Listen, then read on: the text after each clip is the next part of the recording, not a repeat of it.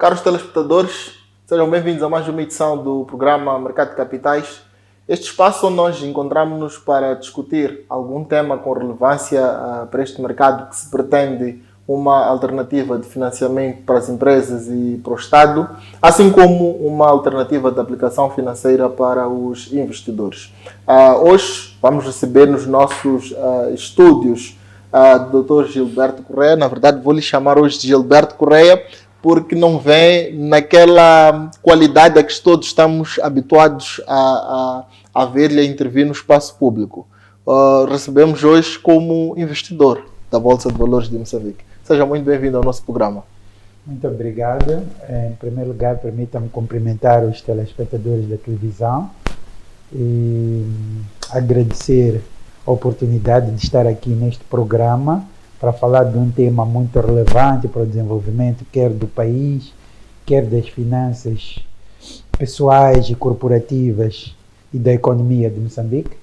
E também manifestar a minha surpresa com este convite, porque em momento algum esperei alguma vez ser convidado para um programa tão prestigiado como este para falar do mercado de capitais. Nós é que sentimos-nos honrados com a sua presença. Antes de nós iniciarmos esta entrevista e até para responder aqui à pergunta sobre porquê de estar aqui como convidado, nós vamos agora acompanhar um minuto da Bolsa de Valores de Moçambique.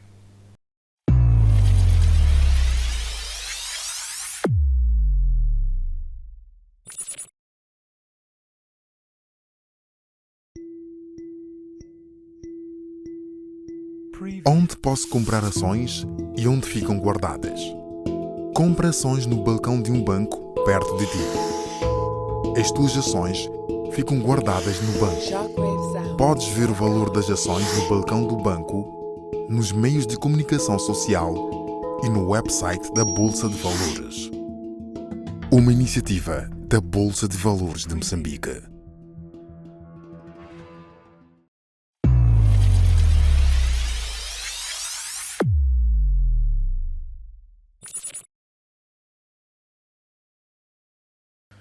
Então, depois deste momento de literacia financeira, gostava de perceber de si como é que começa a investir na Bolsa de Valores, como é que começa a ver este mercado como uma alternativa de aplicação financeira.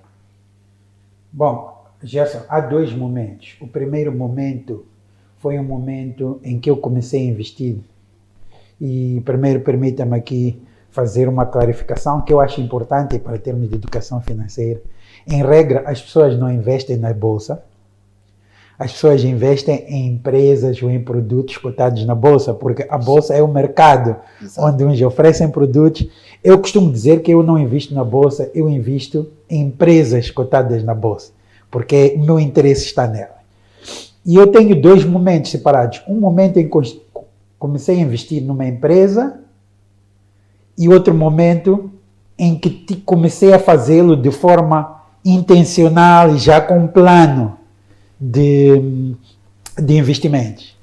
E o primeiro momento foi em 2010, mais ou menos março de 2010, em que recebo um telefonema de um gestor meu e ele diz: olha, Dr. Gilberto, nós estamos a vender ações da CMH, é um bom produto, no futuro pode ganhar dinheiro, não quero comprar. Eu não sabia, confesso que eu não sabia o que era CMH. Eu sabia que era algo ligado a hidrocarbonetos por causa da ENH. Sim. E eu sabia que era ligado ao Estado, mas não sabia muito bem o que. Tinha algum dinheirinho ali e ele insistiu tanto, era meu gestor de conta, que eu disse: tá bem, tudo bem. Usa um valor e compra. E ele comprou-me, na altura, 150 ações da CMH, Companhia Moçambicana de Hidrocarbonetos. Foi na altura da março de 2010. Sim. Já acho que era mercado secundário. As ações, a oferta pública já tinha sido feita. Ok. A IPO mas depois os bancos estavam a funcionar como corretores a vender. E eu esqueci-me completamente, e eu não sabia muito bem o que é que fazia a CMH. Em princípios de 2018, eu estou a olhar para a minha conta e vejo um valor não identificado.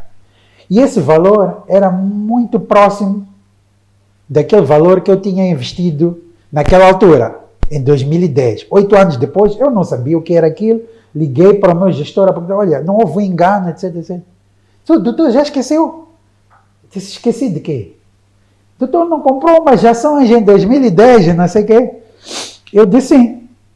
Isso é o dinheiro dos lucros dessa ação. 8 anos depois. E eu depois fui aprofundar um pouco e percebi que a CMH, nessa altura, era um braço do Estado no investimento dessa ZO, e durante esse tempo todo estavam a fazer investimento. Quando a produção de gás em Temane e Pande entrou em funcionamento, então a empresa começou a dar lucros. Eu tinha me esquecido completamente, e foi assim que eu me apercebi, olha, eu investi um determinado valor. É verdade que a empresa ficou em CAPEX, de investimentos, mas 8 anos depois, dá-me quase 100% em dividendos. Em dividendos. Sim. Isto significa que uma média, comecei a fazer 100%, é uma média acima de 10%. Em 8 anos, sim, assim 12%, 13%. Portanto, 12%, 13% ao ano é uma boa taxa. E tendo em conta que agora a empresa provavelmente saiu da fase de investimento, está na fase de produção, vai pagar dividendos todos os anos, então isto vai ser, a taxa, a rentabilidade vai subir. E fui olhar, eu tinha comprado a 275 meticais por ação. Quando é que estavam e a valer? E a ação depois? já estava a 2.000 e tal meticais. Portanto, as ações valorizam desta forma, no pagamento de dividendos, mas no próprio valor patrimonial. Então aí eu começo a perceber que essa podia ser uma opção. E então é quando começo a ler um pouco sobre isso. E nessa altura recebo um telefonema, parece coincidente, de um gestor de um banco, que não era aquele meu banco, que aquele era um banco comercial, que é o chamado Banco de Investimento Global, BIG. Sim. E diz, ele chama-se Lívio, hoje até é o diretor financeiro desse banco, na altura, doutor Gilberto. Que tivemos, por acaso, o privilégio de receber ele aqui. Pois, então, nós estamos a querer expandir o nosso mercado para a beira, nós somos um banco de investimentos, somos ao contrário dos bancos comerciais, nós estamos muito virados para o investimento, e não está interessado em investir, nós somos diários da Bolsa, etc, etc. Tinha acabado de acontecer aquilo, eu estava com uma certa intencionalidade, eu abri uma conta no BIG e pedi a custódia das minhas ações da CMH para o BIG, e a partir dali comecei a operar com o BIG já e a estudar sobre investimentos, porque apercebi-me que, afinal de contas, e portanto posso dizer que o meu investimento intencional na Bolsa, com propósito e com já algum conhecimento, é de 2018. Portanto, 7 anos. Mas o meu primeiro investimento, esse assim um bocado aleatório, é de 2010. 2010, perfeito. Percebo que a operação da CMH foi, na verdade, uma operação que lhe despertou para vários aspectos sobre o mercado de capitais. E destacou aqui 2, quer dizer, que foi primeiro os ganhos que esta operação trouxe. E o que é que lhe fez continuar a procurar outros instrumentos e até talvez explicar-nos, por exemplo, quais é que têm sido, não precisa necessariamente dizer o ativo X, mas qual é que tem sido o tipo de instrumento financeiro que tem encontrado na Bolsa depois de iniciar esta jornada? Bom, como eu disse, o que primeiro fez foi a taxa de rentabilidade. Em 8 anos, receber 100% significa uma taxa de 12%, 13% ao ano, que não era má. Segundo, a própria valorização da ação, que passou de 275, na altura 2.000 e tal, hoje está a cerca de 4.000 meticais cada ação. Portanto, valorizou o patrimônio, portanto, que eu mantenho, e de lá para cá fui recebendo lucros. Só para dizer, no ano passado, a CMH pagou cerca de 450. Para as ações que eu comprei a 275, é quase 200% num ano. No ano antepassado também 400 e pouco, perto de 400 meticais cada ação. Portanto, acima de 150%. Então, nesta altura eu já percebi e comecei a procurar intencionalmente empresas perenes, portanto, empresas que estavam há muitos anos no mercado, o que não era o caso da CNH, mas foi, por exemplo, em 2018, comecei a comprar CDM, porque eu lembro-me de que a CDM é uma empresa, primeiro, quase monopolista, só tem a Heineken, portanto, tem um duopólio. Eu conheço desde os tempos da Soger, desde a empresa estatal. Aquela empresa passou por todos esses períodos de mercado e nunca terminou. E agora já estava com a BMBev, uma das maiores cervejeiras do mundo. Então, comecei a comprar ações da CDM. E houve um aspecto engraçado. As ações da CDM, nessa altura, as primeiras que eu comprei em 2018, estavam a 180 meticais por ação. Depois ela foi para 200 meticais e eu fui comprando 240, depois ela começou a cair. E quando chegou a 200, eu tinha ações compradas de 180, 200, eu vendi tudo. E bendita hora, assim um pouco por instinto, porque a ação veio chegar a 50, 40, etc, etc. E nessa altura vendi todas as minhas ações, mantive da CMH, fiquei um período sem comprar, porque aquilo foi uma queda muito grande. Entretanto, surge em 2019 a oferta pública da Caorabassa. E com toda aquela campanha que envolveu de marketing, eu começo a comprar ações da Caorabassa e começo a fazer um estudo do valor patrimonial da CDM. A CDM também estava em fase de capex, né? Investir nessa fábrica de bobol, não estava a pagar dividendos, a ação caiu muito.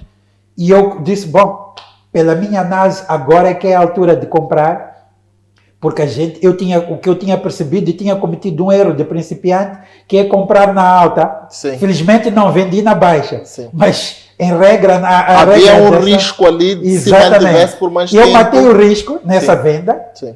mas depois fiquei a estudar um pouco e depois a lógica do investimento é comprar quando a ação está baixa, por alguma razão, e confias nela, e se vender quando ela está na alta. Sim. Então, depois, quando eu percebi que a ação da CDM estava no valor abaixo do seu valor patrimonial, recomecei a comprar juntamente com a Caorabassa e com a Companhia Moçambicana de Biocarbonetos, que depois também fui comprando já em valores mais altos, porque naqueles valores já não existiam. Já não existem. Traz aqui da sua experiência da CMH, depois da CDM, da HCB, percebo que há um exercício aqui que é feito de análise financeira destas empresas. E fica em muitos investidores que estão a iniciar a sua carreira, fica sempre esta preocupação. Quem lhe conhece sabe que é jurista, advogado, e olha para si a fazer estas análises que depois determinaram as decisões que tomou em torno destes ativos. Como é que avalia? Os investidores precisam ser técnicos em termos de conhecimentos de finanças para poder investir na bolsa? Não, claramente não. E eu sou um exemplo de que não precisam de ser isso. Eu era até um mau aluno na matemática, não domino matemática financeira, não precisam de ser técnicos, não precisa de ser alguém com um contabilista, um grande financeiro, qualquer pessoa. E deixe-me dizer só, nos Estados Unidos, que é um país que tem a bolsa de valores mais valiosa do mundo, 55% da população dos Estados Unidos, que são cerca de 400 milhões, portanto 250 milhões, investe na bolsa. E não são todos experts. Né? No Canadá, 40%. No Reino Unido, 20%. Ok? Portanto, a bolsa é um instrumento de enriquecimento, de consecução de liberdade financeira para milhões de pessoas em países desenvolvidos. Portanto, não é preciso. Agora, não sejamos ingênuos também, de achar que não é preciso alguma intencionalidade, não é preciso alguma vontade, mas em tudo. Se eu vou investir numa fabriqueta de sumos ou de algum produto natural, eu vou ter que aprender um pouco sobre esse produto. E aprender não é ir para a escola ou uma universidade. Hoje no YouTube, na inteligência artificial, há artigos. Eu, por exemplo, comecei a comprar mais livros sobre investimentos. Comecei a ver mais coisas, palestras no YouTube, alguma intencionalidade, mas não é nada de especial e não é preciso. A imagem que nós temos de investir na bolsa é alguém que fica 24 horas por dia a ver aqueles Bloomberg com 5 telas. Não. Eu quero dizer que quando eu decidi investir em empresas cotadas na bolsa, eu tinha 45 anos e eu achava, como todos, que esta idade está a chegar o tempo que vamos nos reformar. Eu sou advogado, nós com a idade vamos perdendo aquele capital intelectual, aquelas forças para poder trabalhar como trabalhamos hoje. Queremos ter uma reforma e descansar um pouco. E o INSS, por todas as razões que conhecemos, não dá confiança. O INSS não é investimento. É um sistema de previdência mínimo. Então, eu decidi fazer um investimento de um pacote previdenciário, no sentido de criar, na minha reforma, investimentos que me deem liberdade financeira. E a bolsa, a partir disso, foi uma das minhas opções. Porque é uma renda passiva. Sim. É uma renda que não precisas de trabalhar. O dinheiro fica a trabalhar para ti. São outros que trabalham para ti. Chega ao fim do ano, quando o acionista dominante recebe os seus dividendos, ele não pode se pagar a ele só sem pagar a ti. Porque ele paga por ação, ele tem que pagar a toda a gente. E, portanto, é neste aspecto, é evidente que e há uma curva de aprendizagem. Portanto, 2018, passam 7 anos, fui aprendendo com os meus erros, como, por exemplo, eu comprei a cerveja de Moçambique em alta, para saber que é preciso saber quando é que está um bom preço. Para isso tens que analisar a empresa, tens que ver o historial, né? Mas não é nada de especial. E como digo, eu fico meses sem andar a ver cotações de empresa. Eu dou uma instrução permanente ao meu banco. Olha, ação X, quando chegar aqui, ação X, tem dinheiro na conta, vocês compram. Exato. E eu só vou lá ver de vez em quando. Por quê? Porque também há uma diferença entre investidor e especulador. Os especuladores são aqueles que aproveitam a volatilidade para a ação subir, o metical vende. Esses são os especuladores. O investidor, o meu objeto de investimento, como eu disse, é previdenciário, para a minha reforma, e, portanto, eu não me preocupo com a volatilidade. Se eu comprei bem, espero o tempo suficiente, a ação se valorizar, a empresa pagar dividendos e vou receber. Por isso não preciso de estar todos os dias lá a olhar para aquilo. Perfeito. Sua explicação é muito elucidativa sobre aquilo que podem ser os benefícios de investir em bolsa. No entanto, esteve aqui a trazer dados estatísticos muito interessantes. Estados Unidos, 55%, Canadá, 40%. Nós, em Moçambique, estamos com uma taxa de investidores em bolsa inferior a 1% da população. Então, no 0, alguma coisa de pessoas que efetivamente usam o mercado de capitais, usam a bolsa como um mecanismo de investimento. O que sente que falta no mercado para mais pessoas usarem as empresas cotadas em bolsa como mecanismos de investimento, alternativas? Bom, há vários níveis. Primeiro, e o primeiro problema é a falta de literacia financeira. E isso, em primeiro lugar, o governo não tem um plano. O governo quer promover a bolsa, porque o governo cobra. Primeiro, a bolsa pertence ao governo ainda, né? Nos outros países, dizem que um dia a bolsa seja uma empresa privada. Uma das grandes contradições da bolsa de valores, em todos os países, a bolsa de valores tem ações na bolsa, tem ações da B3, a bolsa sul-africana, etc. A nossa bolsa de valores quer que empresas venham dispersar capital na bolsa, mas ela pertence 100% ao governo. Mas primeiro, o governo recebe, em cada transação daquela, o governo recebe impostos. mas o governo não tem uma política de literacia financeira para explicar às pessoas, não promove palestras, workshops, não promove a literacia financeira e esta de investir em empresas cotadas na bolsa ou em produtos imobiliários do mercado de capitais. Em segundo lugar, a própria bolsa. A própria bolsa, ela também é muito, eu já falei várias vezes, na altura, agora Kovala, que agora é ministro, etc., ele era muito aberto para isso, conversávamos, etc. Falta mais dinâmica da própria bolsa nesse sentido. Mas falta também mais dinâmica, como, por exemplo, esta iniciativa que teve a MBC de criar programas que falem sobre isso. Os influencers, temos influências de tudo, menos de investimento e investimento no mercado de capitais.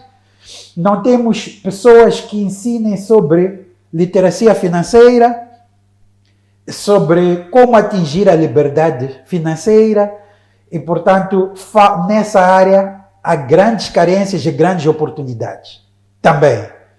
Mas também temos uma sociedade que apela para o ganho rápido, ganho imediato e, se preferível, de bolada. Bolada muitas vezes associada à ilicitude. E o investimento na Bolsa de Valores, para o mercado de ações sobretudo, é um investimento que pode enriquecer as pessoas, pode fazer as pessoas atingirem uma liberdade financeira muito boa, que se calhar se jamais sonharam, mas exige uma mentalidade de investimento de longo prazo, uma mentalidade de investidor, não de especulador, uma mentalidade de comprar ações de boas empresas a bom preço, empresas pagadoras de coisa, e buy and hold. Enquanto a empresa tiver aqueles fundamentos, não matar a galinha de ovos de ouro, muitas vezes reinvestir os dividendos para aumentar os juros compostos, usar os juros compostos para aumentar o volume do investimento, o volume do teu patrimônio, e isso significa não tirar logo o dinheiro e esperar. Como vê, inconscientemente, eu esqueci-me, esperei 8 anos para receber dividendos, mas depois foram dividendos que valeram a pena da Companhia Moçambicana de Carboneto. E esta mentalidade no nosso mercado, na nossa juventude, nas redes sociais, é tudo apelos para ganhos rápidos. Por isso, o grande, e não é só em Moçambique, o grande sucesso das chamadas bets, casas de apostas, aviador, que a maior parte das pessoas está provado que 95% ou mais não ganha dinheiro, quem ganha é a própria casa de aposta e talvez o Estado, mas as pessoas com essa mentalidade preferem empobrecer daquela maneira, correr riscos, colocar em riscos o patrimônio conseguido com muito esforço, do que pegar num veículo como este, que exige aprendizado, exige saber esperar. E o que nós vemos hoje, eu quando ando nas redes sociais, o que vejo é que na camada mais jovem, sobretudo aquela exposta às redes sociais, a mentalidade é que é preferível parecer rico do que ser rico. Então todos estão a apostar nas aparências, nos carros, nos iPhones, nas garrafas de champanhe, etc, etc. E isso é totalmente incompatível com o mínimo de educação financeira, porque para investir é preciso a gente gastar, mas é preciso a gente também poupar uma percentagem que vai canalizar para o investimento que não te vai trazer agora. E, portanto, existe um problema de educação financeira, de promoção da educação financeira, e também um problema de Estado e de governo. Acho que até deveriam colocar como uma cadeira, como já há países que fazem isso, países ricos, na escola secundária, cadeiras de educação financeira ou na escola primária, mas também existe um problema de mentalidade de ganho rápido, mentalidade de bolada, que afasta as pessoas de procurar produtos que te façam enriquecer lentamente, mas de forma segura e crescente. Perfeito. Doutor Gilberto, nós agora vamos fazer uma pausa para acompanhar os principais eventos do mercado de capitais na última semana e voltamos brevemente.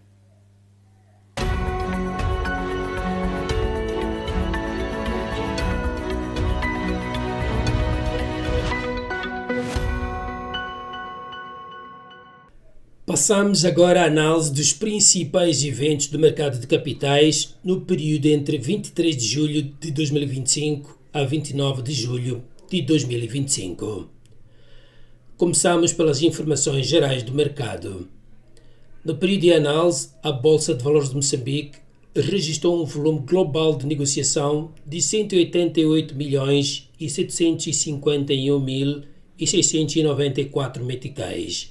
Deste valor, 187.787.036 meticais são referentes ao mercado da dívida, que representou um cumulativo de negociação de 99,49%.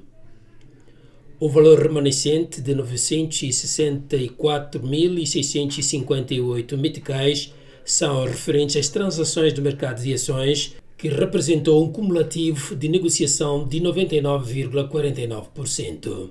Passamos agora à análise do mercado de ações. No período de análise, a Bolsa registrou um cumulativo global de 25.134 transações, correspondente a um cumulativo global de volume negociado de 964.658 meticais. No que se refere ao volume de ações negociadas, a Companhia Moçambicana de Hidrocarbonetos foi a empresa com o maior volume de ações negociadas, tendo registrado um cumulativo global de negociação de 801.800 meticais, num total de 211 ações negociadas. A segunda empresa com o maior volume de ações negociadas foi a Cervejas de Moçambique, com um cumulativo global de negociação de 79.371 meticais, correspondentes a 1.290 ações negociadas. Por fim, a empresa com maior volume de ações negociadas foi a Hidroelétrica de Cahora-Bassa, com um cumulativo de 78.877 meticais, num valor de 22.959 ações negociadas. No que se refere à valorização das ações, 3 empresas assumiram uma tendência de valorização e nenhuma empresa assumiu uma tendência de desvalorização no valor das suas ações. As Cervejas de Moçambique iniciaram um período de análise com uma cotação de 62 meticais, tendo encerrado o período de análise com uma cotação de 77 meticais. A Tropigália iniciou o período de análise com uma cotação de 120 meticais, tendo encerrado o período de análise com uma cotação de 122 meticais. A Imose iniciou o período de análise com uma cotação de 14 meticais e 50 centavos, tendo encerrado o período de análise com uma cotação de 15 meticais. A Companhia Moçambicana de Hidrocarbonetos e a Hidroelétrica de Cahora-Bassa iniciaram e encerraram o período de análise com a mesma cotação de 3.800 meticais e 3 meticais, respectivamente. Passamos agora à análise do mercado da dívida. Começamos pelas transações. No dia 28 de julho de 2025 foram realizadas as seguintes transações: 841.582 transações de obrigações de Tesouro 2024, 10ª série, ao preço unitário de 98 meticais. 1.097.000 transações de obrigações de Tesouro 2024, 13ª série, ao preço unitário de 96 meticais. Avisos do Presidente da Bolsa de Valores de Moçambique. Aviso número 142/BVM/GP/2025, pagamento de juros, quarto cupom, obrigações de Tesouro 2023, sexta série. A Bolsa de Valores de Moçambique faz saber que será efetuado no dia 28 de julho de 2025 o pagamento de juros referentes ao quarto cupom das obrigações de Tesouro 2023, sexta série, pagando por obrigação um juro bruto de 8 meticais e 50 centavos, resultante da taxa de juros de 17%, sujeito à retenção na fonte. Aviso número 143/BVM/GP/2025, taxa de juro, quinto cupom, obrigações de Tesouro 2023, sexta série. A Bolsa de Valores de Moçambique faz saber que a taxa de juro em vigor para o quinto cupom das obrigações de Tesouro 2023, sexta série, é de 13,05%, cujo valor nominal é de 100 meticais. Corresponde a um juro bruto semestral de 6 meticais e 53 centavos.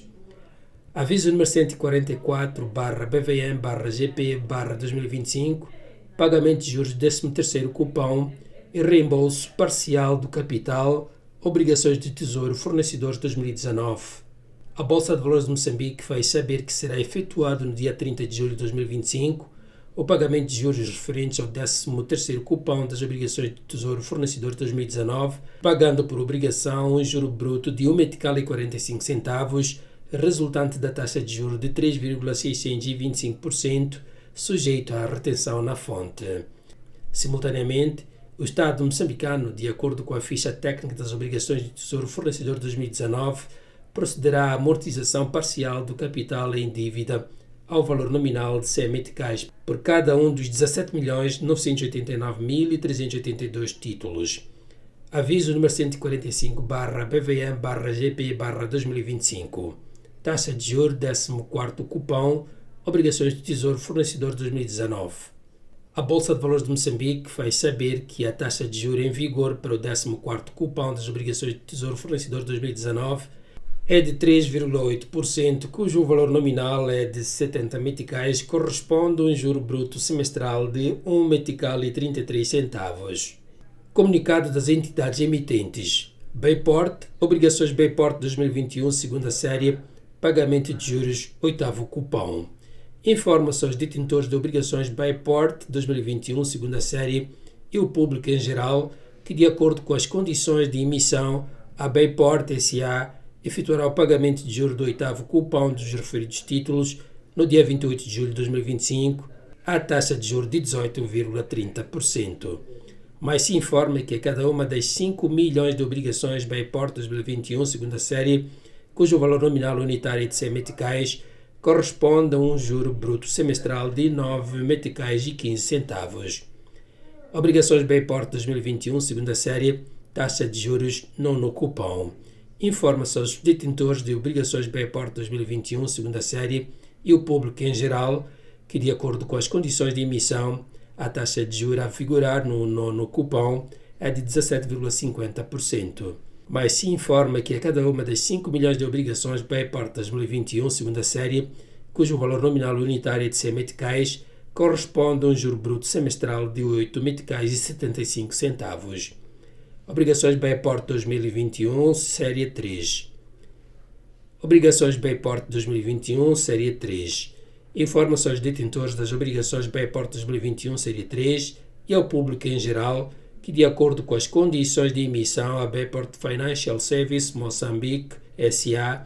efetuará o pagamento de juros do 8º e último cupom no dia 27 de julho de 2025, à taxa de juros de 18,30%. Visto que o dia 27 de julho de 2025 não constitui um dia útil, a Bayport Financial Service Moçambique S.A. comunica que efetuará o pagamento do referido juro no dia 28 de julho de 2025. Cada um dos 4.830.000 títulos das obrigações Bayport 2021, série 3, cujo valor unitário é de 100 meticais, corresponde a um juro bruto semestral de 9 meticais e 15 centavos. Adicionalmente, de acordo com as condições de emissão, a Bayport Financial Service Moçambique S.A. efetuará o reembolso do capital no dia 27 de julho de 2025. Visto que o dia 27 de julho de 2025 não constitui um dia útil, a Bayport Financial Service Moçambique S.A. comunica que efetuará o reembolso do capital no dia 28 de julho de 2025. O reembolso dos 4.830.000 títulos das obrigações Bayport 2021, série 3, será efetuado ao seu valor nominal de 100 meticais por título, correspondente ao reembolso total do capital em dívida, e as mesmas serão excluídas da cotação 4.830.000 títulos. Mozabanco. Obrigações Mozabanco 2023, terceira série, pagamento de juros. Informa-se aos detentores das obrigações Mozabanco 2023, terceira série e ao público em geral que, de acordo com as condições de emissão, o Mozabanco S.A. efetuará o pagamento de juros do 7º cupom dos referidos títulos no dia 30 de julho de 2025, à taxa de juros de 15,08%. Mais se informa que, a cada um dos 8.297.800 títulos, cujo valor nominal unitário é de 100 meticais, corresponde a um juro bruto trimestral de 3 meticais e 77 centavos. Obrigações Mozabanco 2023, terceira série. Taxa de juros do 8º cupom. Informa-se aos detentores das obrigações Mozabanco 2023, terceira série e ao público em geral que, de acordo com as condições de emissão, a taxa de juros a vigorar no 8º cupom é de 14,78%.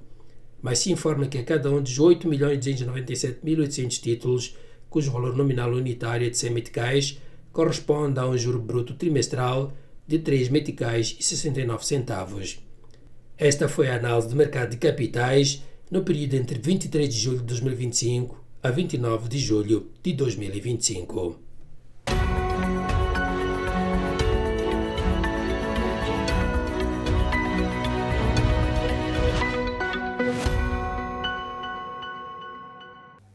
Depois temos acompanhado aqui os principais eventos do mercado de capitais na última semana.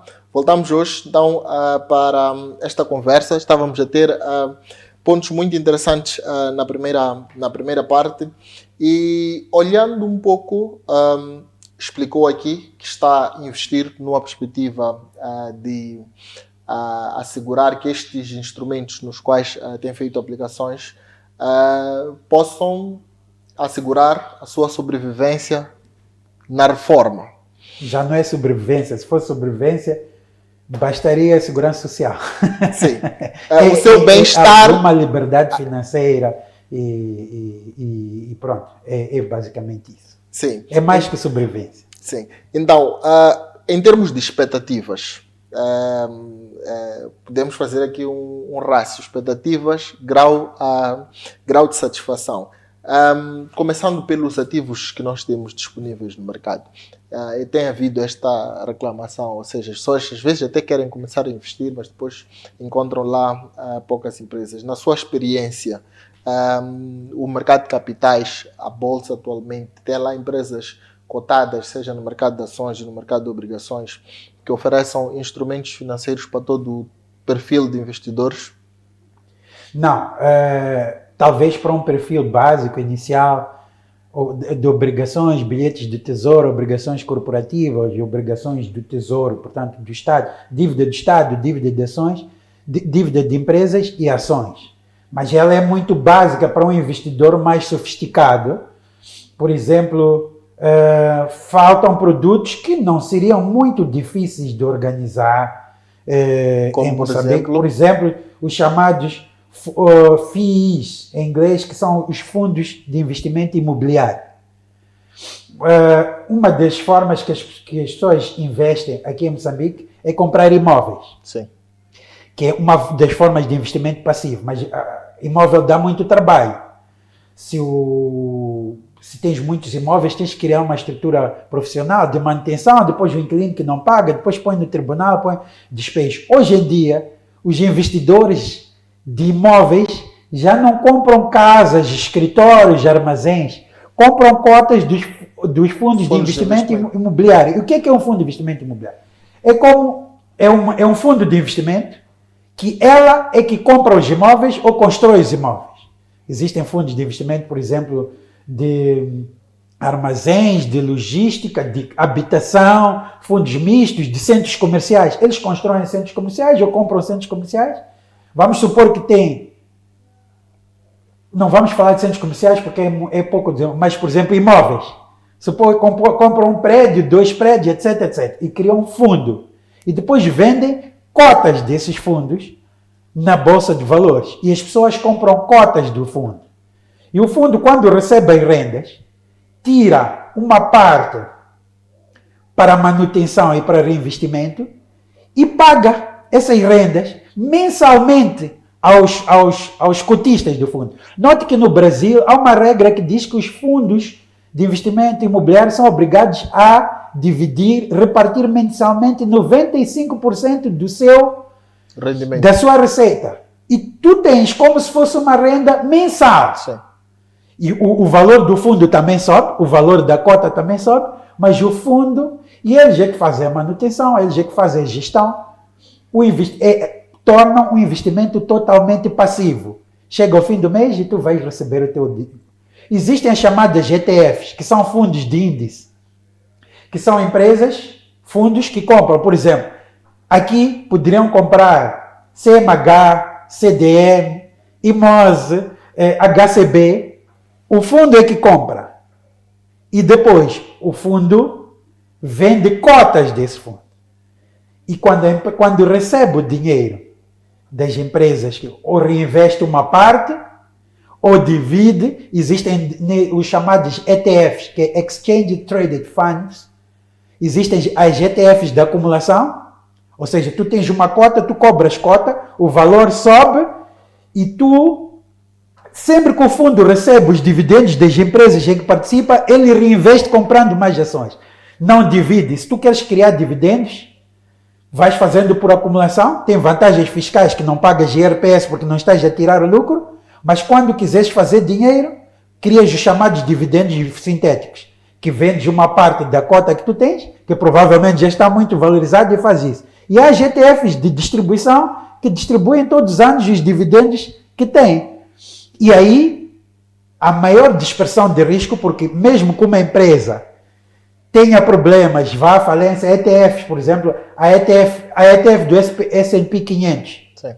Tem 500 empresas das melhores norte-americanas da Bolsa de Valores. A ETF do Nasdaq. Existe depois ETFs da Bolsa da China, da Índia, existem ETFs de Bitcoin, ETFs de ouro, etc, etc. Nós temos o IBVM, o índice da Bolsa. Exatamente. Mas é preciso que um fundo compre, porque o objetivo do coisa é equalizar com o ganho do índice da Bolsa. Supostamente comprariam todas as empresas ações da Bolsa disponíveis. E nós não iríamos comprar uma ação, compraríamos cotas desse fundo.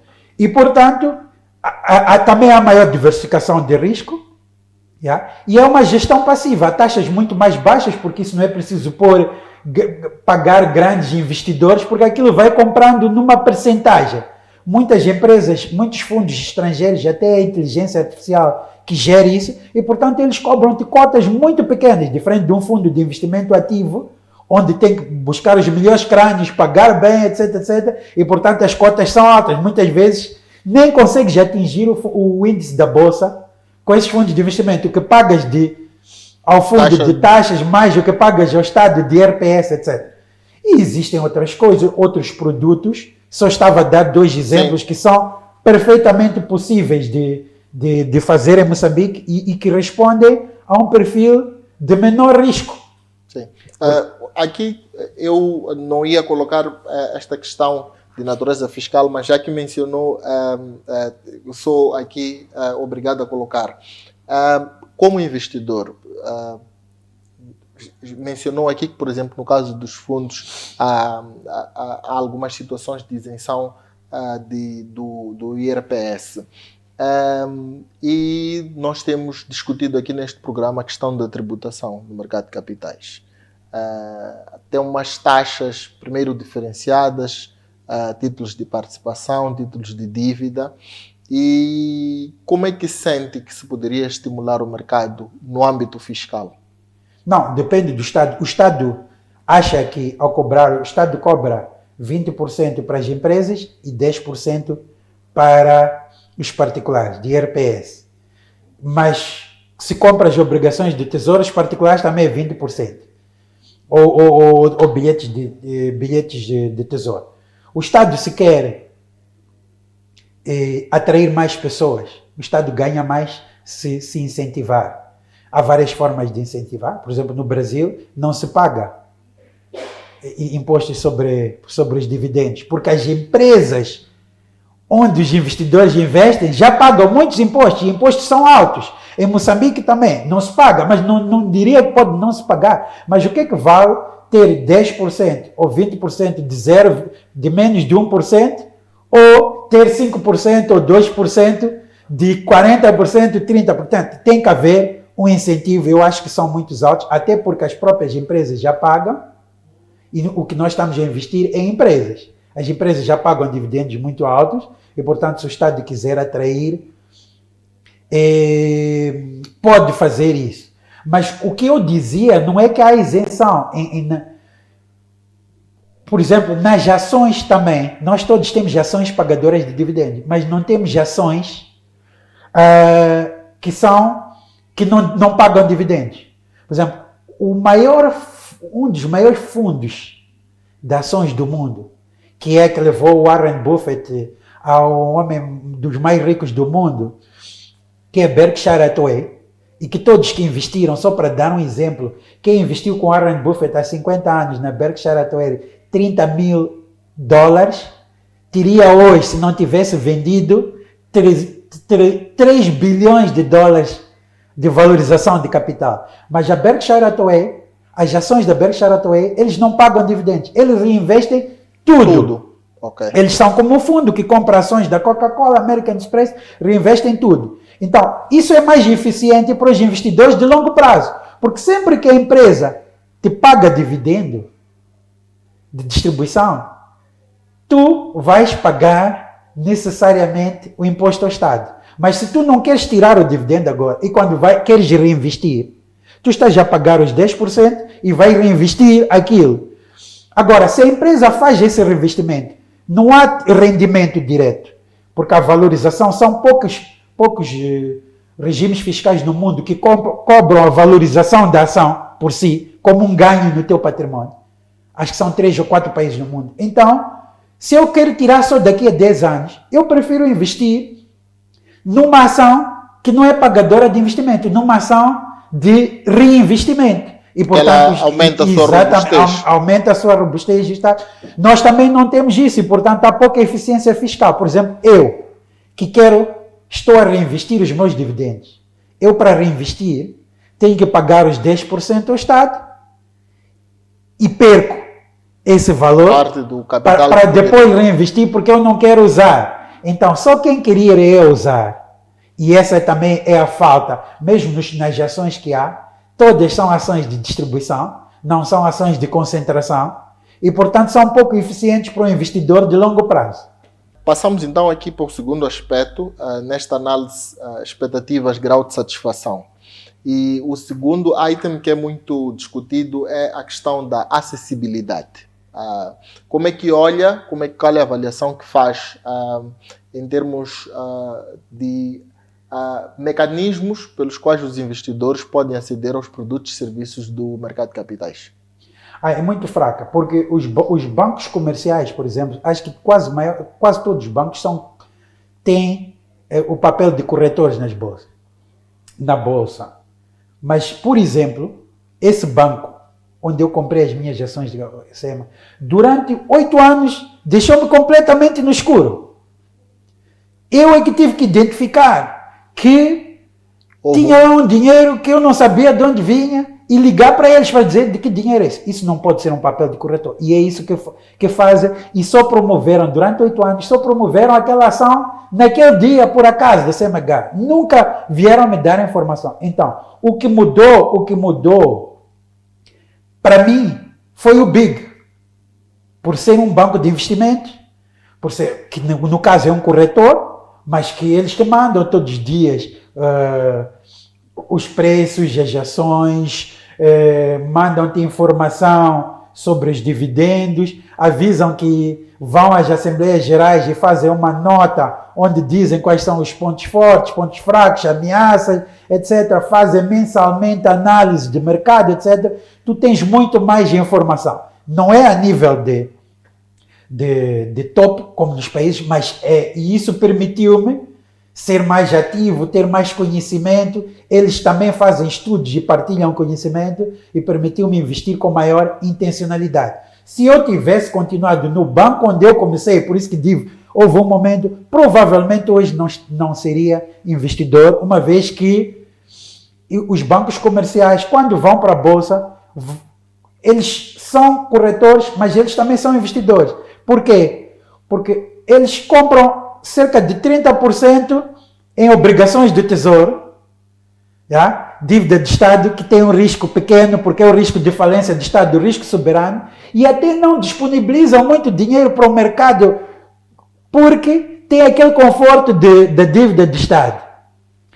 E, por causa disso, não estão muito preocupados, não têm departamentos próprios, não têm gestores preparados para captar esse tipo de mercado.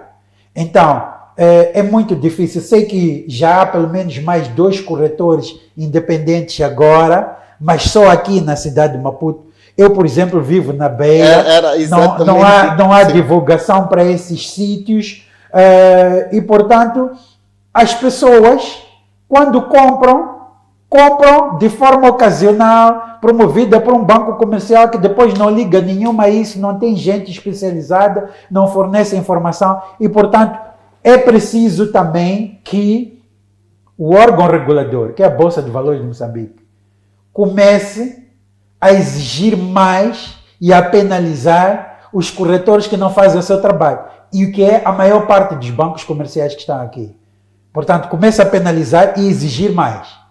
Porque este produto, como os bancos ganham muito dinheiro a vender obrigações de tesouro, já não tem percepção e nem tem necessidade de ganhar dinheiro com taxas de corretagem dos seus clientes apelando para o investimento na bolsa. Seria uma solução, por exemplo, caso de alguns países, podemos até citar aqui Angola, que excluiu os bancos do mercado.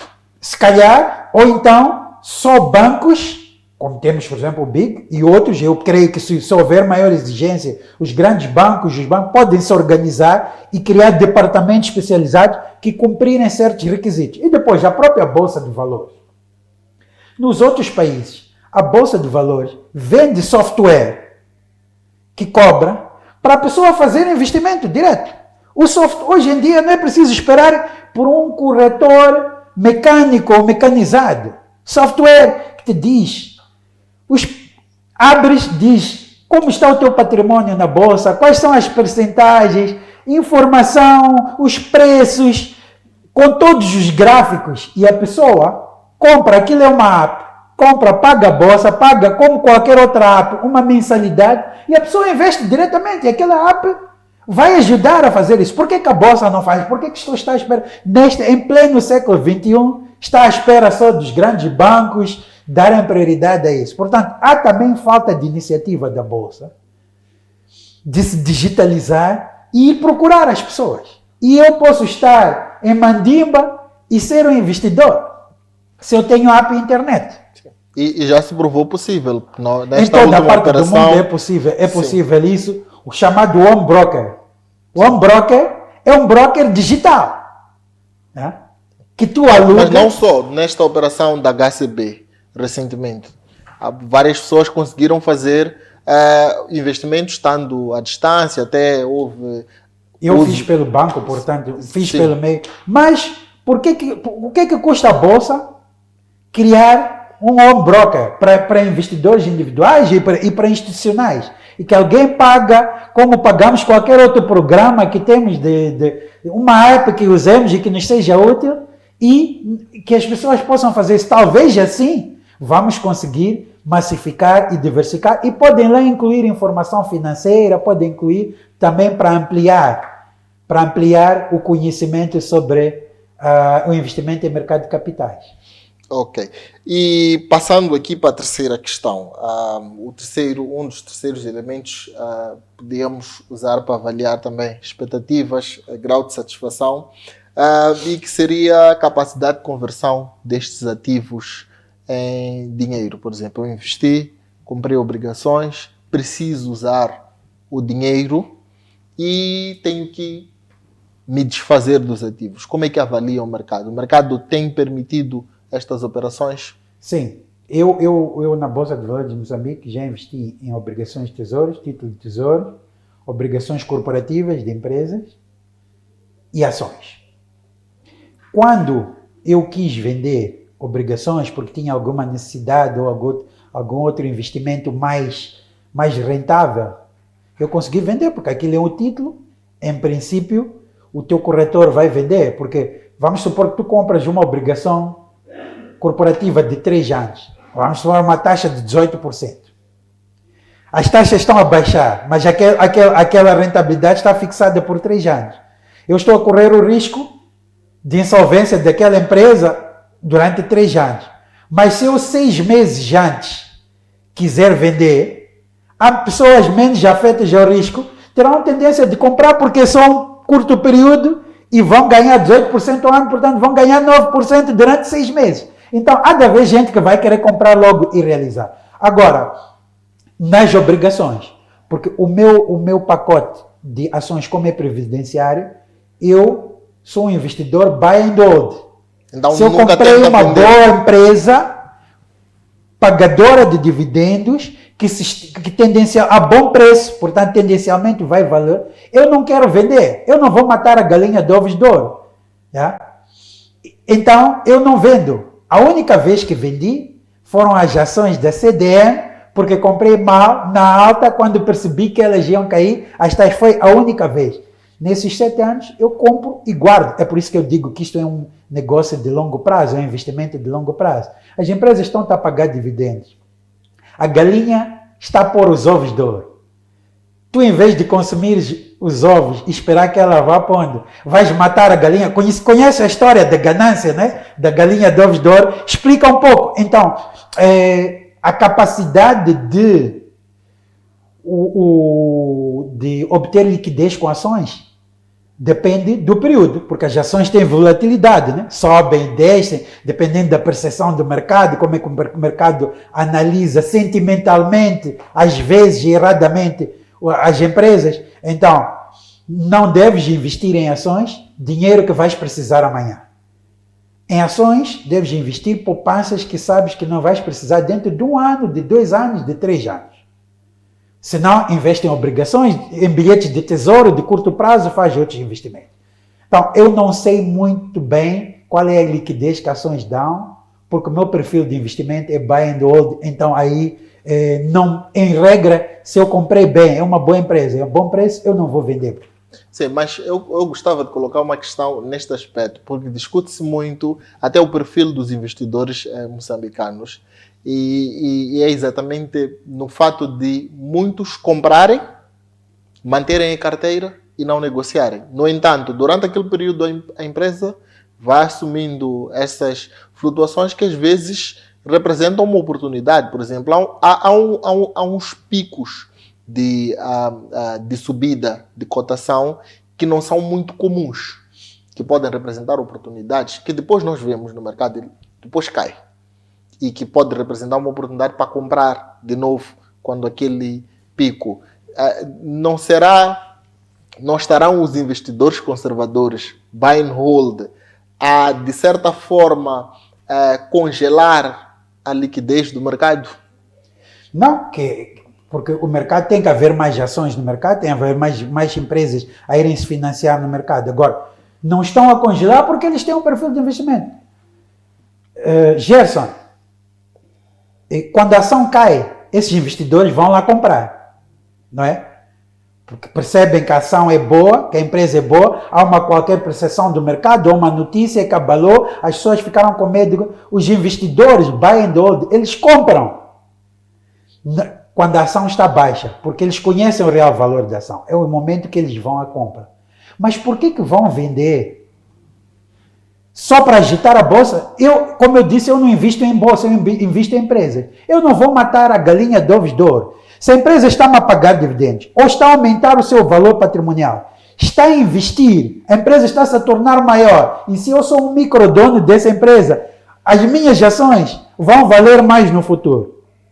E mesmo que o preço baixe, eu quero aproveitar a baixa para comprar. Mas quem me garante que naquele pico de 1 ano, ou de 2 anos, ou de 3 anos, que vai ser o maior pico? Tu podes vender a tua ação aquilo e depois a ação subir 10 vezes. Se tu fores a ver as grandes fortunas, Warren Buffett, Peter Lynch, as maiores fortunas da Bolsa de Valores americana são indivíduos que compraram ações e levam-nas por menos 10, 15, 20 anos. É evidente que depois vendem, mas quando é que vende este tipo de investidor? Quando os fundamentos que os levaram a comprar mudam. A empresa muda. Se a empresa não perdeu fundamentos, ela continua a ser tão boa para aquele pico ou para picos maiores. Agora, se a empresa mudou de ramo, se apareceu um competidor que lhe ultrapassou, perdeu a liderança do mercado, tem mais gestão, teve fraudes, então aí é o momento do investidor começar a pensar em vender. Agora, o problema de falta de ações no mercado não é dos investidores buy and hold, é das próprias empresas ainda não olharem o mercado de capitais como uma fonte de financiamento. Melhor, muitas vezes, que os bancos, ou as taxas de juros que está, etc, etc. Ok, perfeito. Para concluirmos esta conversa, muitos investidores hoje acompanharam aqui o programa e vão certamente começar a desenvolver mais interesse pelo mercado de capitais. Quais é que seriam as dicas que deixaria para estes investidores que estão a começar ou que vão começar? Primeiro, que desenvolva uma mentalidade de investidor, não de especulador. Segundo, que comece a investir na bolsa, nas empresas cotadas na bolsa. Quanto mais cedo, melhor. Por causa de juros compostos, o tempo é o elemento exponencial. Então, quanto mais cedo começar a investir, maior serão os ganhos futuros. Terceiro, estuda um pouco, lê um pouco mais, veja palestras no YouTube, veja podcasts no YouTube. Todos os grandes investidores nos outros países fazem podcasts, etc., ensinam. Começa pequeno, não começa logo, começa com um valor que não vai te fazer falta nos próximos 3, 4, 5 anos. Começa pequeno para ter a curva de aprendizagem, para aprender, para ter algum histórico, porque quando eu entro, se hoje disser que a ação da HCB está 3,2, ninguém sabe se é um valor muito alto ou é um valor muito baixo, porque não tem histórico e pode entrar no alto. Mas para começar é bom que entre pequeno e vai aprendendo ao longo do tempo e de certeza absoluta que a longo prazo não vai se arrepender. E vou dizer mais, talvez desenvolva paciência e disciplina para não olhar para a volatilidade, não estar a explicar, é a volatilidade que te faz ganhar dinheiro. Compra na baixa, se quiseres vender, vende na alta. Para isso é preciso ter algum conhecimento e vai compensar. Mas, sobretudo, desenvolva mentalidade de ganho de longo prazo, não de curto prazo. E aprenda a poupar, não gaste de qualquer maneira. E duas frases para terminar. Primeiro, é preferível ser um microdono de uma grande empresa, HCB, CDM, do que ser um grande dono de uma pequena empresa. Ok? Repito, é preferível ser um microdono de uma grande empresa que trabalha para ti do que ser o dono que não tem fim de semana de uma pequena empresa, em termos de rentabilidade financeira. Segundo, é preferível ser rico do que parecer rico. E se nós desenvolvermos essa mentalidade, seguramente que vai valer a pena. Muito obrigado por estas notas, muito obrigado por ter estado aqui conosco. Estamos muito convencidos de que, a partir destes dedos de conversa, muitos investidores hoje vão começar a olhar mais para as empresas cotadas em bolsa como uma alternativa de financiamento e até para a estruturação de um plano de providência social para a reforma. Nós despedimos-nos com a promessa de voltar para este programa na próxima quarta-feira e convidamos os telespectadores a continuarem na companhia da restante programação.